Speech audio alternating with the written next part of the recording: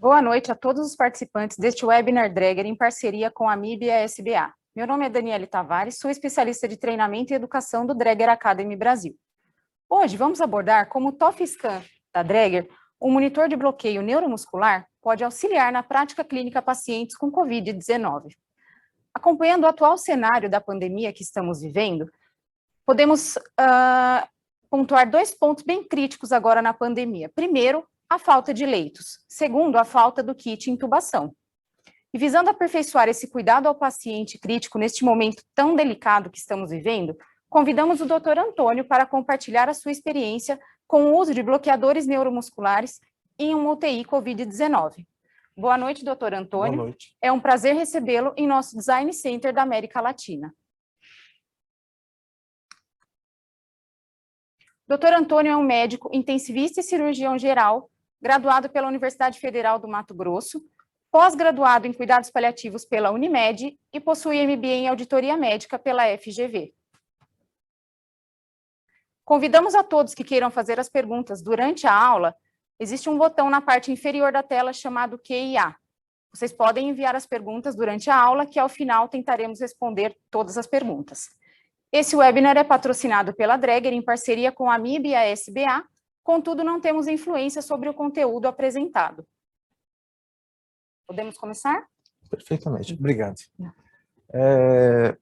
Inicialmente, agradecer a Dräger pelo convite, ao apoio da AMIB e da Sociedade Brasileira de Anestesiologia.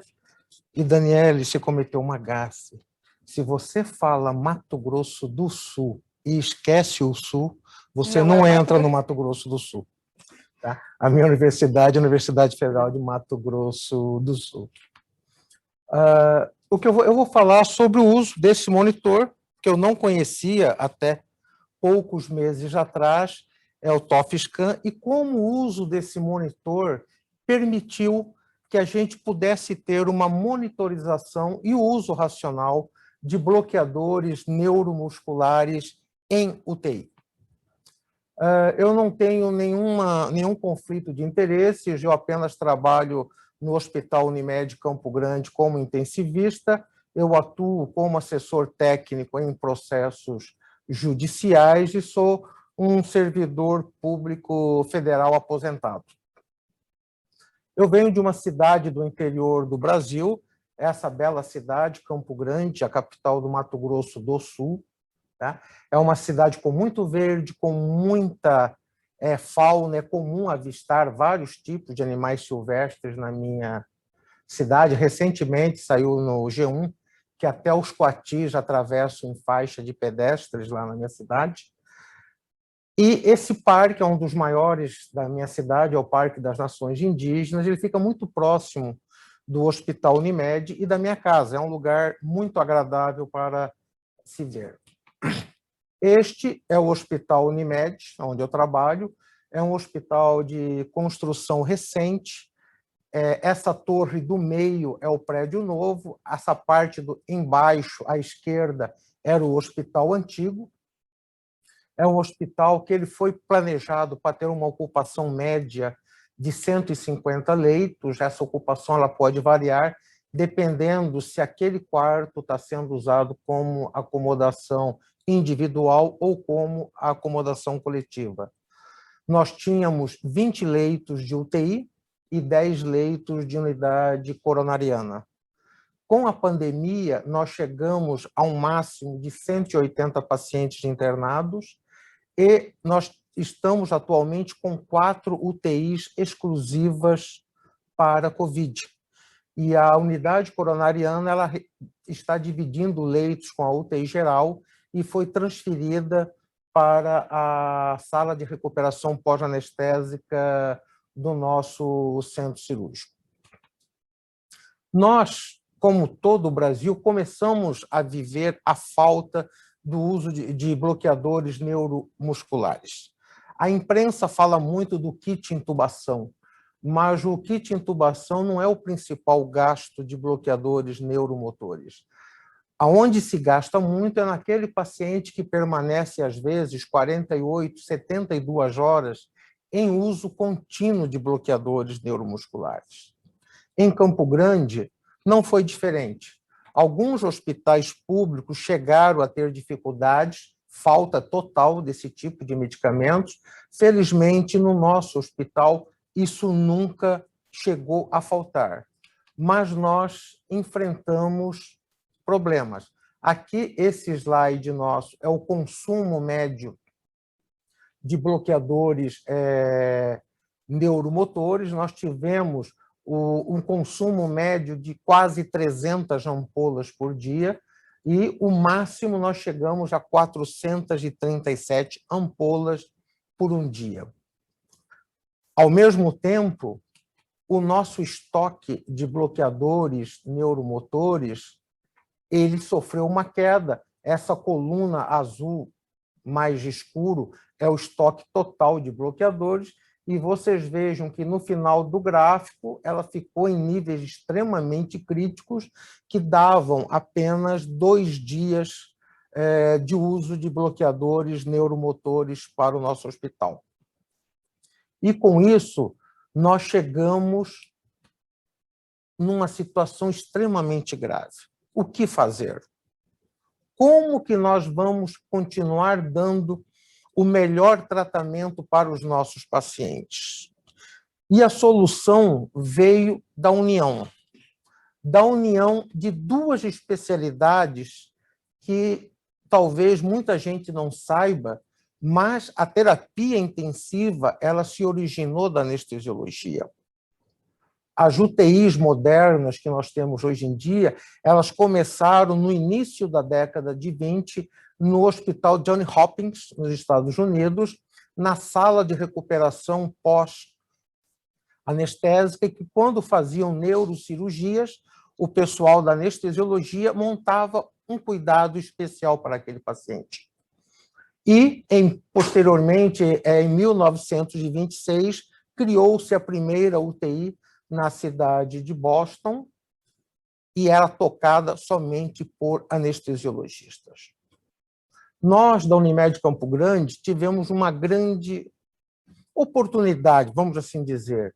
O diretor administrativo da Unimed Campo Grande, Dr. Cauano, ele é anestesiologista.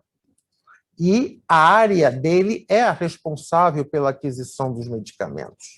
E ele, com essa preocupação, ele veio até a terapia intensiva e fez 2 perguntas para nós. A primeira pergunta, como que nós estávamos usando bloqueadores neuromotores? Qual que eram as dosagens? E nós estamos seguindo os protocolos da MIB. Esse protocolo ele foi feito pela equipe de intensivistas do Complexo Hospitalar do Trabalhador, de Curitiba, que eles adaptaram um protocolo que a MIB soltou em junho de 2020 sobre o uso de sedativos e relaxantes musculares em COVID-19. Essa daqui é a tabela. Nós usamos as mesmas doses, mas nós usamos diluições diferentes. Então, nós diluímos sempre 5 ampolas em 75 ml de soro, dando um total de 100 ml para cada diluição. Nós fazemos isso para evitarmos que os nossos pacientes recebam uma quantidade excessiva de líquidos. Hoje em dia, preconiza-se que os pacientes de terapia intensiva fiquem em balanço hídrico negativo ou em balanço hídrico neutro. Então, quando a gente usa rocurônio, nós também só usamos em doses intermitentes, e as outras diluições estão aí. Mas o mais importante é que as doses são as mesmas. Muda-se a velocidade de infusão, mas a dose é a mesma que a AMIB preconiza. Então, não tinha como nós passarmos a usar uma dose menor. Mas aí veio a segunda pergunta. Como que nós estávamos monitorando o uso dos bloqueadores neuromotores? E a resposta que eu dei para o Dr. Cauano é que a gente não monitorava. Se o paciente estivesse se mexendo, a gente ia lá e aumentava a dose. Mas a gente não diminuía a dose. E isso foi uma grande falha e identificamos, nesse momento, como que a gente podia resolver esse problema. O Dr. Cauano me apresentou esse aparelho, que é este que está aqui do meu lado, exatamente o mesmo. Era um aparelho que estava disponível no centro cirúrgico, os anestesiologistas usavam rotineiramente em cirurgias, eles usavam principalmente para ver se o bloqueio neuromotor estava adequado, e quando eles planejavam fazer a retirada da extubação do paciente, eles tinham que ter certeza que todo o bloqueio neuromotor não havia mais resquício no paciente. Podia retirar o suporte ventilatório, que o paciente iria respirar normalmente. Este aparelhinho ele tem algumas vantagens. Primeiro é o tamanho dele. Nós não temos este suporte, nós temos apenas este aparelho. Deixa eu tirar um pouquinho, Daniela. É exatamente isso daqui. Tá? É este aparelho. E ele é de operação extremamente simples. Ele tem um botão, que é onde você liga e desliga, está ligado. E você tem um dial seletor, que é onde você seleciona a operação. Ele precisa apenas de 2 eletrodos, que são aqueles eletrodos normais de monitorização cardíaca, onde você liga o estímulo, e ele tem um acelerômetro, que é este negocinho daqui, que ele funciona usando a segunda lei de Newton, desculpe. Relembrando o ensino médio, a segunda lei de Newton diz que a força é igual a massa versus a aceleração. Como a massa vai ser a contínua, a aceleração que for detectada pelo movimento do polegar é igual à força. Simples de vocês. Este daqui a gente pode limpar ele, nós não recomendamos que se limpe com soluções contendo álcool, porque pode ressecar a borracha e danificar. Na nossa UTI, nós usamos solução de peróxido de hidrogênio e solução de clorexidina aquosa para fazer a limpeza entre um paciente e outro. O uso desse aparelho é extremamente simples, ele se encaixa no polegar e ele mede isso. Aqui serão colocados 2 eletrodos, aonde vai ser dado o estímulo nervoso e o resultado vai ser a contração do músculo adutor do polegar. Como eu falei, esta é a tela principal do TOF Scan. Ele possibilita 5 modos de estímulo, o TOF, o TET, que é o estímulo tetânico, o DBS, o PTC e o ST.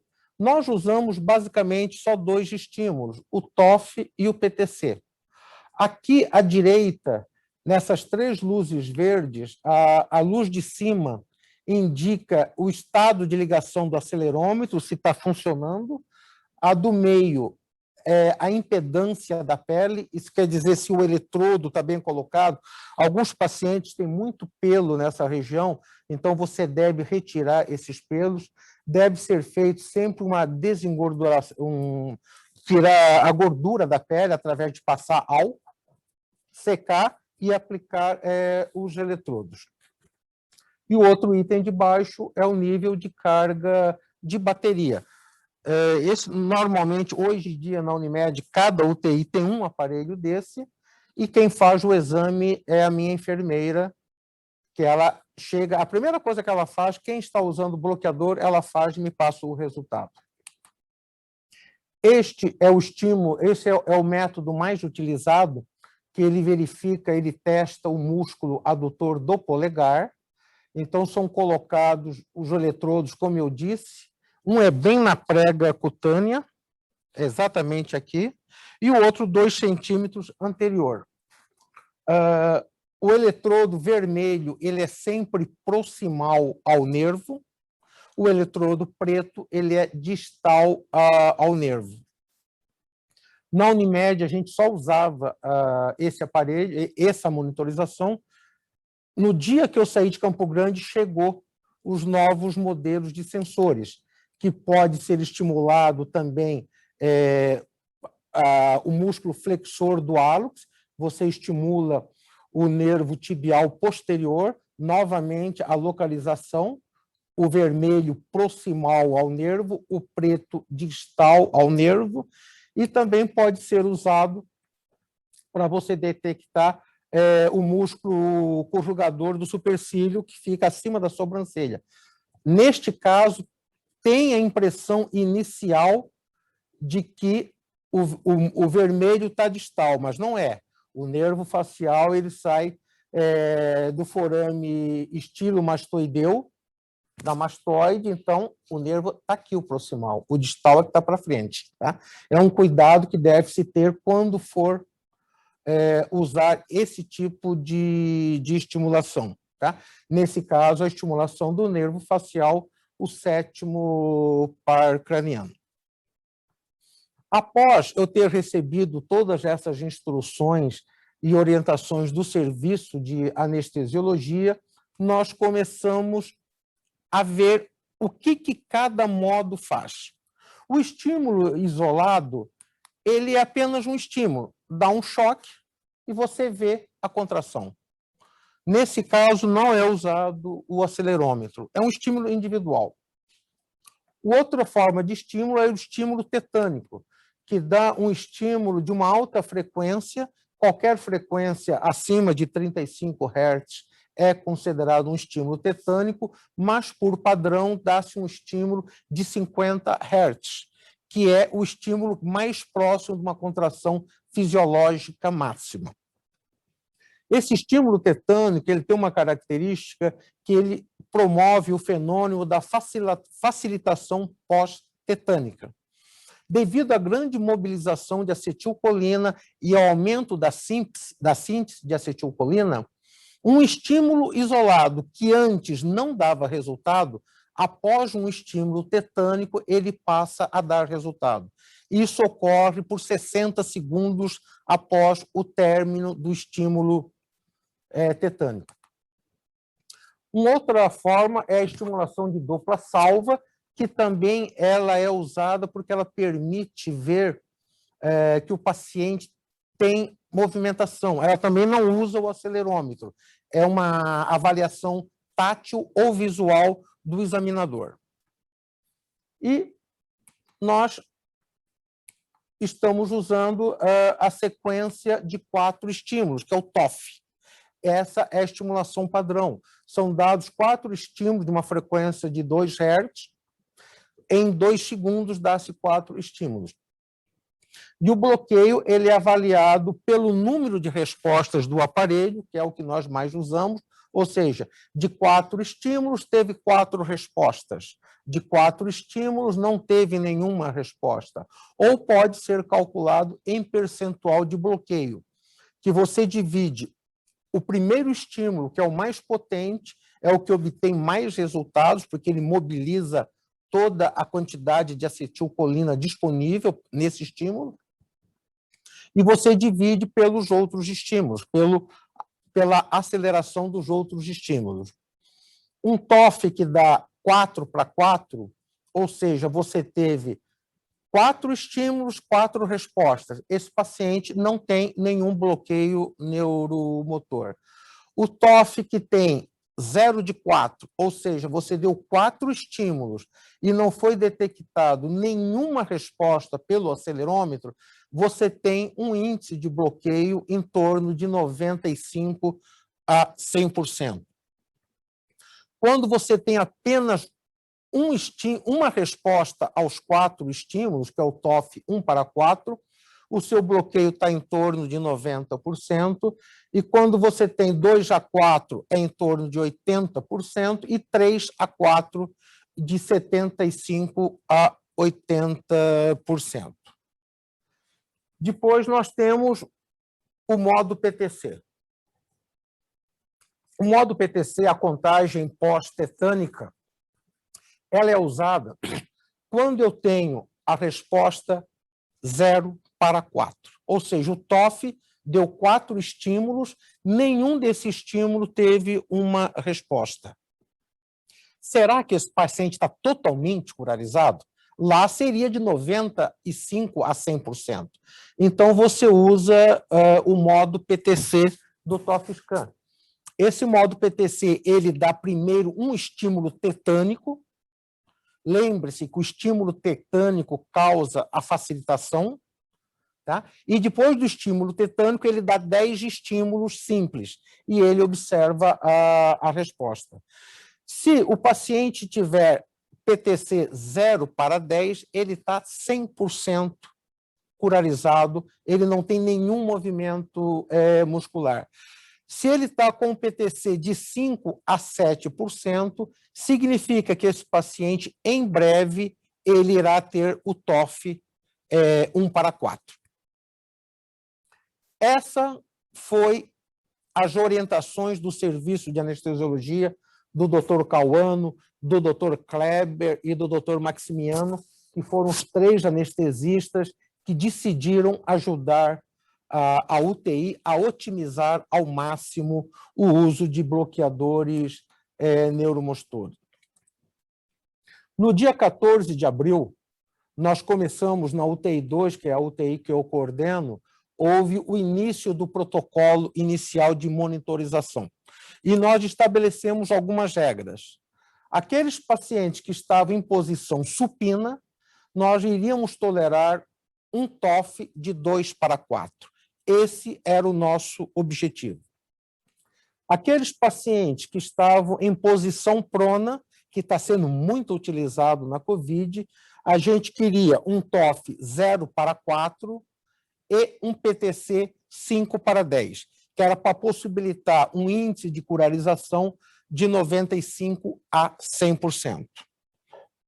E todos os ajustes que nós fazíamos era a diminuição ou acréscimo da dose de bloqueadores neuromotores em torno de 10% a 20%. Esse era o nosso objetivo. Os resultados foram muito bons na minha ilha. E logo em seguida, no dia 16 de abril, essa experiência que estava sendo feita na UTI 2 do Hospital Unimed, ela foi estendida para todos os pacientes que estavam em UTI Covid, 43 pacientes que nós estávamos. E devido aos 2 dias anteriores, nós mudamos os objetivos. Pacientes supinados, o nosso objetivo era ter um TOF 3 para 4. Ou seja, aquele paciente está quase sem nada. E a gente observou que com esse TOF 3 para 4, permitia um excelente acoplamento à ventilação mecânica. Não interferia em nada. Nós diminuímos mais ainda a dose de bloqueadores neuromotores. Nos pacientes pronados, nós diminuímos também. Nós toleramos o TOF 0 para 4 ou 1 para 4. E quando estava o TOF 0 para 4, nós toleramos um PTC de 8 a 10 para 10. Ou seja, 95% a 100%. Esse foi o impacto da mudança.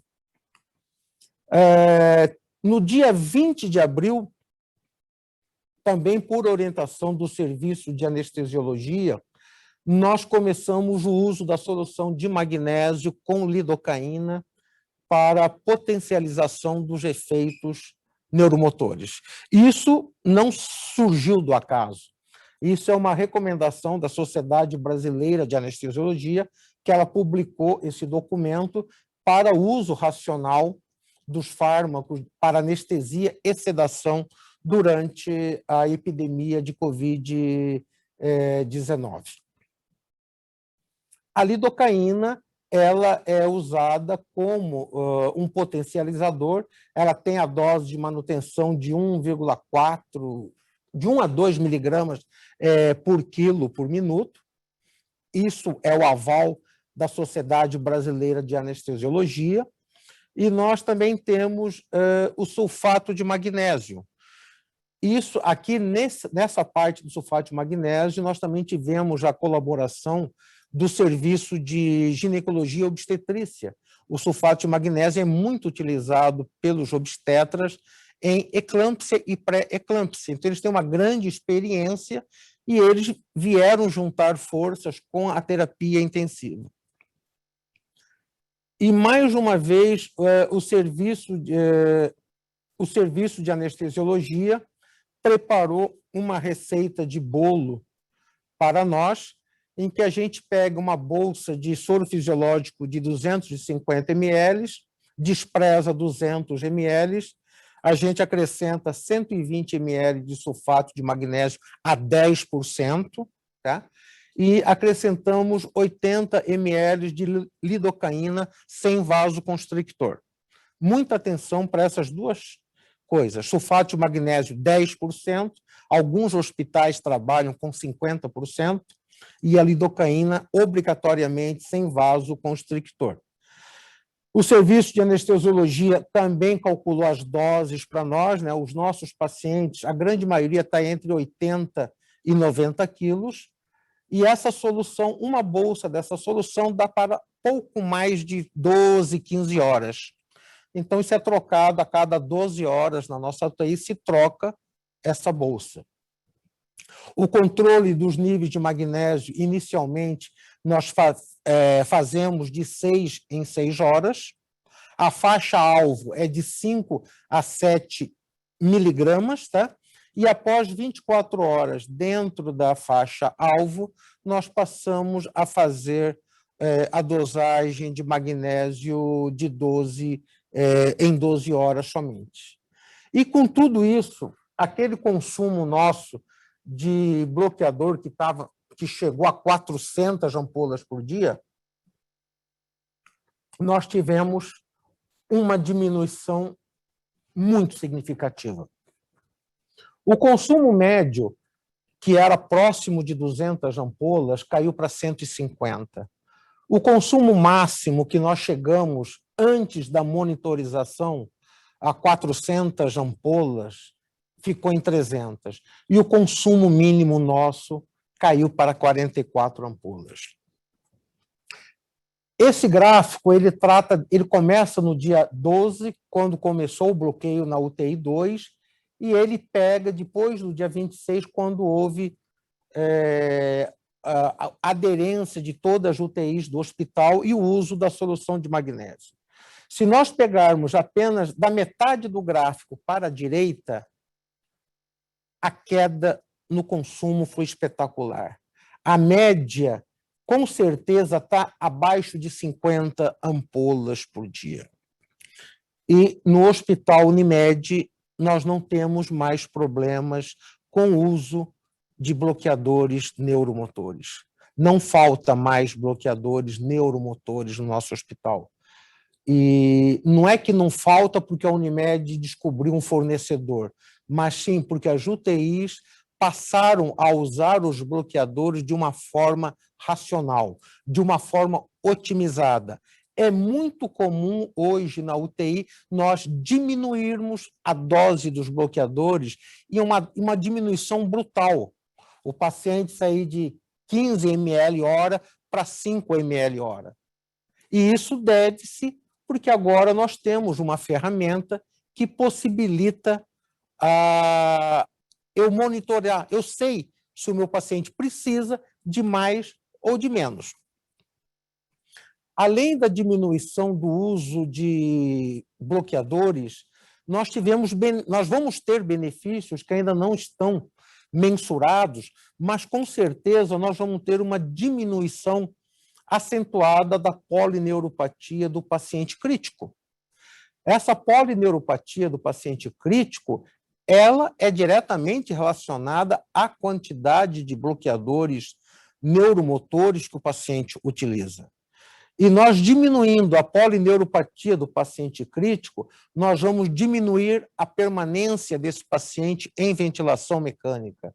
Nós vamos diminuir a permanência desse paciente em UTI. E nós vamos diminuir o tempo de internação hospitalar. Esses benefícios ainda não foram mensurados no nosso hospital. Nós estamos tentando planejar um sistema para conseguir avaliar mas agora vai ser muito difícil porque a gente teria que deixar de usar a monitorização. E nenhuma UTI mais quer deixar de usar a monitorização. Esse é o Dr. Cauano, ele é um anestesiologista, como já falei, ele é diretor da Unimed, e ele foi o grande estimulador por parte do serviço de anestesiologia para que a UTI aceitasse isso, para que a UTI passasse a usar esse aparelhinho aqui.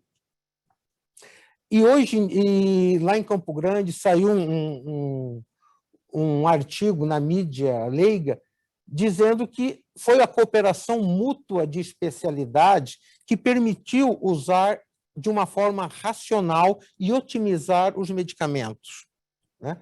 E o objetivo maior da cooperativa e de todos os hospitais, de todos os médicos, sempre é salvar vidas.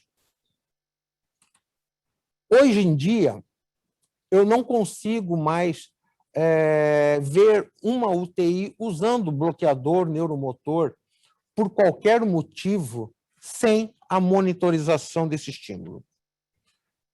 Felizmente, faz muito tempo que eu não trato paciente tetânico, mas eu já me perguntei quantos pacientes tetânicos receberam uma dose muito alta, porque a gente não sabia se ele estava totalmente bloqueado ou não. Esse paciente estava curarizado, então provavelmente todos os pacientes, antes da gente começar a usar esse aparelho em UTI, receberam uma quantidade enorme de bloqueadores neuromotores. Hoje em dia, eu falo lá na UTI, e para todos os intensivistas da cidade com quem eu converso, que você usar um bloqueador neuromotor sem uma monitorização equivale a você usar noradrenalina sem monitorizar a pressão arterial. Eu acho que nenhum intensivista usa noradrenalina sem saber a pressão arterial do paciente. E nós estávamos usando um medicamento de uso contínuo, de infusão contínua, que ele tem uma dose extremamente variável de pessoas para pessoas, e nós não estávamos monitorando o efeito desse medicamento. Então, hoje em dia, no Hospital Unimed de Campo Grande, nós não usamos mais bloqueadores neuromotores sem monitorização. A Unimed adquiriu recentemente mais 2 aparelhos desse. Hoje, cada UTI tem um aparelho, e um aparelho está no centro cirúrgico atendendo a anestesiologia. Quando nós voltarmos ao normal, voltarmos a 2 UTIs, cada UTI vai continuar com um aparelho desse e o centro cirúrgico vai voltar a ter 3 aparelhos. Essa história toda mostra que nenhuma especialidade vive sozinha. Quem poderia imaginar que a anestesiologia e a obstetrícia teria tantas coisas para trazer para a UTI? E, da mesma forma, a UTI também tem muito a levar para a obstetrícia e para a anestesiologia. Felizmente, nós temos um ótimo relacionamento de todas as especialidades no nosso hospital. Eu queria novamente agradecer a oportunidade. Aquele parque do primeiro slide que eu mostrei, lá no fundo, do lado esquerdo, é aquele lago maravilhoso. Essa é uma vista do pôr do sol do nosso hospital. Meu e-mail está à disposição. Quem quiser entrar em contato, alguma coisa a mais, eu estou totalmente às ordens. Muito obrigado, Dani. Bom, doutor, primeiramente eu quero agradecer pelo conteúdo. Eu acho que ver essa junção de especialidade dentro de um hospital, quem ganha é o paciente, sem dúvida nenhuma, né? Aqui em São Paulo, a gente conseguiu ver muito isso no começo da pandemia, quando eles iniciaram o uso de aparelhos de anestesia dentro das UTIs. E aí foi super importante a ajuda da especialidade de anestesia dentro da UTI, né? Porque se viram sem ventiladores mecânicos e isso foi extremamente importante. Então, primeiro, parabéns pelo trabalho desenvolvido lá no Hospital Unimed. Eu acho que foi muito esclarecedor e conseguimos compreender a importância da monitorização do bloqueador neuromuscular através do uso do TOF-scan da Dräger. Vai trazer, sem dúvida nenhuma, uma melhor segurança para o paciente e uma gestão do uso desse bloqueador. Afinal de contas, toda droga tem o seu efeito colateral e eu acho que nada mais importante do que você monitorar o uso dessa droga. Chegaram algumas perguntas aqui, doutor? Vamos lá. Vamos lá. Só um esclarecimento. O sonho do Cauano é que eu use o aparelho de anestesia como ventilador. Nós não chegamos a essa necessidade, mas estamos preparados. Se Deus quiser, não vai chegar lá, né? Vamos lá. Pacientes assincrônicos sempre existiram, né? E o uso do bloqueador é tido como um recurso a ser empregado com cautela. Em uma era pós-Covid, o doutor acredita que essa monitorização ainda terá espaço dentro da UTI? E é algo que o senhor entende que trará mais segurança e benefício para evitar lesão associada à ventilação? Paciente assincrônico sempre teve em UTI. Nós sempre tivemos síndromes de angústia respiratória, nós sempre tivemos lesões pulmonares graves. Tá? Agora, paradoxalmente, eu vou usar mais bloqueador, porque eu vou saber exatamente qual a menor dose possível. Eu não vou ter receio de lá na frente o meu paciente ter polineuropatia do paciente crítico. Eu vou estar monitorando. Eu não tenho receio de usar noradrenalina, porque eu estou medindo a pressão arterial constantemente. Eu não vou ter receio de usar bloqueador neuromotor quando necessário, quando indicado, porque eu vou estar monitorando. Além do que também, nesse momento que a gente está com a falta de medicamentos do kit intubação, eu acho que é extremamente essencial mesmo essa questão da monitorização. Bom, segunda pergunta. Pacientes assincrônicos sempre existiram, mas o uso de bloqueador é tido como um recurso a ser empregado com cautela, porque sabemos dos riscos que existem, né? Em uma era pós-Covid, o doutor acredita que esse tipo ainda terá espaço na UTI? Acho que já está respondido. Esse monitor, na UTI que eu coordeno, ele vai fazer parte do arsenal, como é o videolaringoscópio, como nós temos vários aparelhos. É um aparelho que não vai sair mais da UTI. Em relação à quantidade de monitores dentro de uma UTI com relação ao número de leitos, o senhor calcula um aparelho suficiente para cada UTI? Esse aparelho é muito simples, né? Então você pode tirar ele de um paciente, verificar e logo em seguida fazer de todos os pacientes. Hoje em dia, nós temos muitos pacientes curarizados na UTI, mas no futuro, quando acabar essa pandemia, que eu espero que acabe, vão ser poucos pacientes. Tá? Então, um aparelho para uma UTI de 10 leitos, que é a UTI padrão, dá tranquilamente. Tá. Em relação aos possíveis desfechos positivos citados pelo senhor com o uso do monitor para monitorização, acredita que o uso racional com doses mais adequadas facilita a realização de mobilização precoce do paciente? Sem dúvida. A polineuropatia do doente crítico ela é diretamente proporcional ao uso de bloqueadores neuromotores. Então, quanto menos eu usar bloqueador no neuromotor, quanto menor a dose, melhor será o resultado. E é aquilo que eu falei, antes da monitorização, a gente só aumentava a dose, nunca diminuía a dose. Hoje em dia, é extremamente frequente. A minha enfermeira fala, doutor, esse paciente está com TOF 0/4, ele está em posição supina. E eu falo, diminui 10% ou 20% da dose, coisa que antes da monitorização eu não podia fazer. Agora eu tenho isso. 2, 3, 4 horas, ela vai lá e avalia de novo. Doutor, está 2/4, mantém a dose. E além do desfecho econômico com esse uso do monitor, foi observado algum benefício em redução à redução do tempo de ventilação do paciente? Nós não temos esses dados ainda, nós não tivemos tempo de mensurar e agora vai ficar difícil. Como eu falei, nenhuma UTI quer ficar sem monitor. Então, a gente teria que fazer os grupos controle e ninguém quer ficar sem monitorização. Então, vai ser até difícil, nós vamos ter que comparar com a literatura antes, UTIs que publicaram um trabalho sem monitorar qual era o tempo médio de permanência para pacientes com as mesmas patologias, os mesmos índices de gravidade. Nós usamos como índice de gravidade o Apache e o SOFA, então teríamos que achar e fazer um grupo na nossa UTI e comparar, mas diretamente vai ser difícil. Ninguém quer ficar sem ele mais. Que bom. Tivemos algumas perguntas relacionadas à experiência que o senhor teve no Hospital Unimed. Quantas vezes por dia cada paciente é monitorado? Eu entro 7 horas da manhã, é a primeira coisa que a minha enfermeira faz, ela entra às 6h30, quando eu entro na UTI, ela já me dá todos os resultados. A gente faz o ajuste, normalmente, entre 10 e 11 horas da manhã, ela repete e eu faço outro ajuste.